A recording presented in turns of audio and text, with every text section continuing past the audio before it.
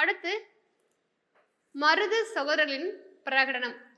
Trichy proclamation சொல்ற இல்லையா, June மாதம் 1801 இது பண்ணியிருப்பாங்க இல்லையா, அது என்ன எங்கே ஒட்டியிருப்பாங்க? அத்தை திருச்சி கோட்டையில் வந்து ஒட்டியிருப்பாங்க. இன்னொன்று வந்து ஸ்ரீரங்கம் கோயில் இல்லையா. அடுத்து சங்க காலத்தில் ஆரிய படை கடந்த நெடுஞ்செழியன் ஓகேங்களா, இறந்தவுடன் அவருடைய மனைவி என்ன பண்ணுறாங்க, கோப்பெருந்தேவியும் இறந்துருவாங்க ஓகேங்களா.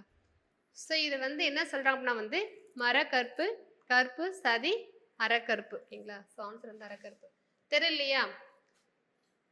இந்த ஆரிய படை கடந்த நெடுஞ்செழியன் என்ன செஞ்சிருப்பாரு, கோவலனுக்கு தப்பான தீர்ப்பை கொடுத்துருப்பாரு இல்லையா.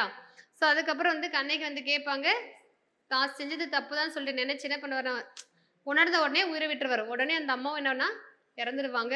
ஸோ அது என்ன சொல்றாங்க வந்து அறக்கற்பு அப்படின்னு சொல்லிட்டு சொல்றாங்க ஓகேவா. அடுத்து